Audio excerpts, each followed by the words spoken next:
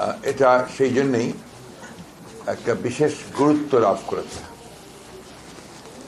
এই অনুষ্ঠানের সম্মানিত সভাপতি, যিনি এই ফ্যাসিবাদের বিরুদ্ধে বিগত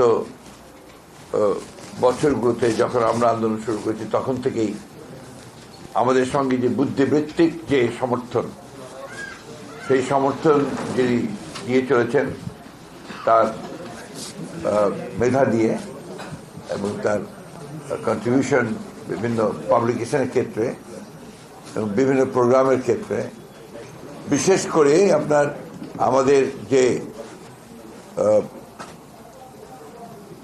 আমাদের দেশের বেগম খালেদা জিয়ার যে ভিশন 2030 এইটা রচনার ক্ষেত্রে এবং আজকে যে আমাদের 31 দফা তার রচনার ক্ষেত্রে তার ভূমিকাকে অবশ্যই অত্যন্ত শ্রদ্ধার সঙ্গে স্মরণ করতে হবে।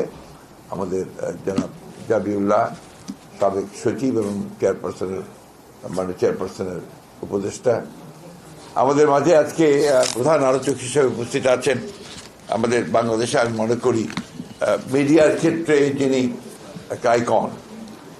বয়সটা 90 বলা হয়েছে, আমি তাকে এখনো মনে করি যে তিনি এখনো 30 বছরের যুবক এবং সেই হিসেবে তিনি কাজ করেন, কথা বলেন এবং এখনো অদম্য প্রাণ শক্তি নিয়ে তিনি কিন্তু লড়াই করে চলেছেন সমস্ত অন্যায়ের বিরুদ্ধে, সত্যের পক্ষে এবং ভালোবাসার পক্ষে।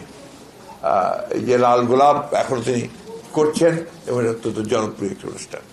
আমাদের মাঝে এখানে উপস্থিত আছেন এই অনলাইন যুদ্ধে যারা একদম প্রথম থেকে কাজ করছেন, যাদেরকে এখন পর্যন্ত অনেকে চেনেই না, জানেই না, তাদের উপরে যে নির্যাতন হয়েছে সেই সম্পর্কেও আমরা কেউ জানি না, তাদের কন্ট্রিবিউশনটাকেও আমরা কখনোই মূল্য দেইনি এবং তাদেরকে সামনে আমরা কখনো আনিনি। এরা পেছনে থাকে, লেখে। কিছুক্ষণ আগে আমারই ছাত্র কাজল, সে বলেছে যে আমরা বলা বলিতে অভ্যস্ত নই, আমরা লেখালেখিতে অভ্যস্ত।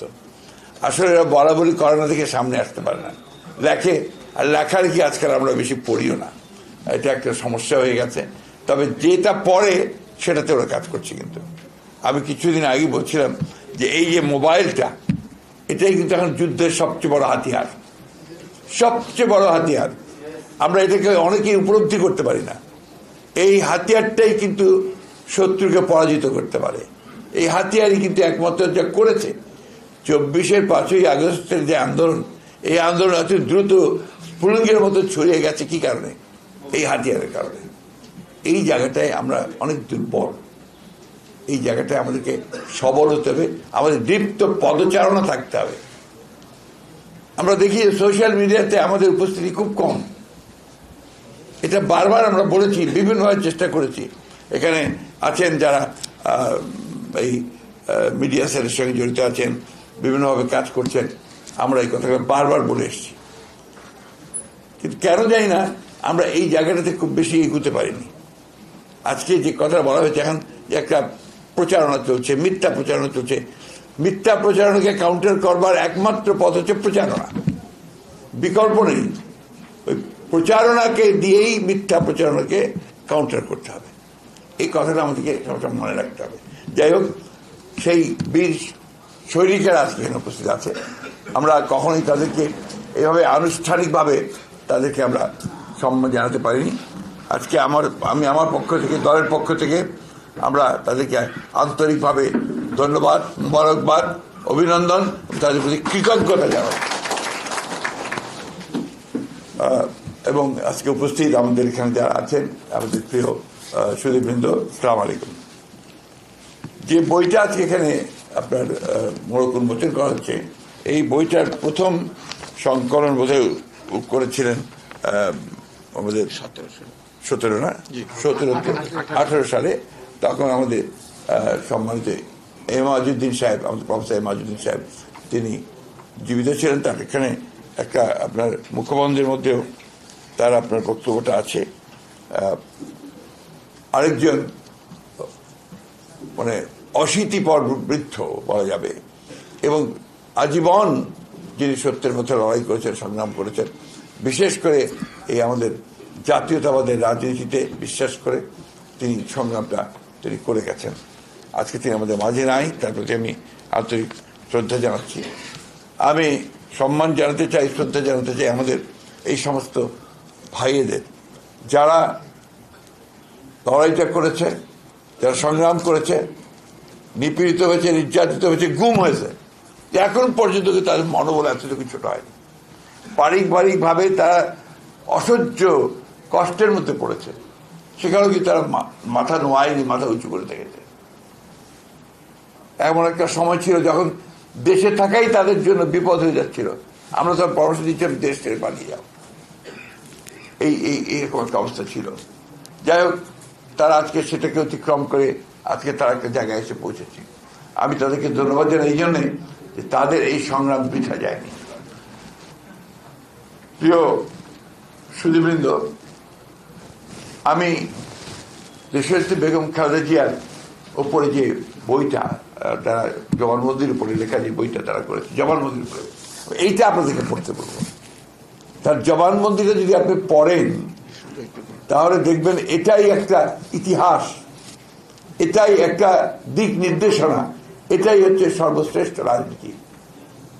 এটা আমরা অনেকেই জানি না যে এটার মধ্যে কি আছে। ওনার জবানবন্দি কোর্টে দেওয়া যে জবানবন্দিগুলো, এগুলো আমরা পড়া উচিত হবে বারবার করে। এই ক্ষেত্রে আমার মনে পড়ছে যারা এটা রচনা করেছিলেন, কয়েকজন করেছিলেন, অনেকে হেল্প করেছিলেন তাকে এই বিষয়গুলো, এই জন্মদিন তৈরি করতে। তার মধ্যে অ্যাডভোকেট রাজ্জাক সাহেব ছিলেন, রাজ্জাক সাহেব ছিলেন একজন প্রমিনেন্ট। আর একজন সাংবাদিক যিনি ম্যাডামের প্রেস সচিব ছিলেন, যিনি এখন আমাদের কাছে নেই, আমাদের সঙ্গে নেই বিভিন্ন কারণে, মারুফ কামাল। তার নাম আমি যদি না বলি তার নাম আমার নিজের বিবেকের কাছে আমি ঠিক থাকতে পারবো না। অত্যন্ত অত্যন্ত বড় কন্ট্রিবিউশন ছিল তার। শফিক ভাই নিশ্চয়ই শেয়ার করবেন, শফিক ভাইও এর মধ্যে ছিলেন, তার ওইখানে কন্ট্রিবিউশন অনেক আছে। এটা আপনার দয়া করে পড়ে, আমি কথা বারবার করে সেই জন্যই বলছি। আজকে দেখুন এখানে আরোপ করেছেন অনেকে যে ইতিহাসের কি অমোঘ বিধান, অমোঘ বিধান। যে কথা কিছুক্ষণ আগে আমাদের কয়েকজন বলেছেন যে আজকে দেশনেত্রী বেগম খালেদা জিয়া মুক্ত হয়ে তিনি চিকিৎসার জন্য লন্ডনে গেলেন এবং গেলেন রাষ্ট্রীয় মর্যাদা নিয়ে। তাকে সি অফ করেছে এবং তারা পথে পথে লক্ষ লক্ষ মানুষ তাকে সি অফ করেছে ভালোবাসা থেকে। এবং তাকে যেভাবে আন্তর্জাতিকভাবে তিনি যে সম্মানটুকু পেয়েছেন, কোথাও বাধা পেতে হয়নি আমাদেরকে। আমরা যেখানেই বলেছি যে এটা আমাদের দরকার, সাথে সাথে করে দিয়েছে, ভিসা দিয়েছে ম্যাডামকে নিয়ে যাওয়ার জন্য। কাতারের আমিরের প্রতি আমি আমার কৃতজ্ঞতা জানাচ্ছি যে তারা একেবারেই কোনো পারিশ্রমিক না, অর্থাৎ যেটাকে আমরা বলি রেন্ট না নিয়ে তারা এই অ্যাম্বুলেন্সটি দিয়েছেন এবং খুব দ্রুতভাবে দিয়েছেন। আমি ধন্যবাদ জানাই ব্রিটিশ সরকারকে যে তারা সেখানে তারকে যাওয়ার ব্যাপারটা নিশ্চিত করেছেন এবং সেখানে আমাদের যারা আছেন, আমাদের ভারপ্রাপ্ত চেয়ারম্যান তারেক রহমান সাহেব সহ, তারা সেখানে তার চিকিৎসার ব্যবস্থা শুরু করেছেন। এবং এই বইটি আমি বললাম আমার কাছে যখন এরা তারিখ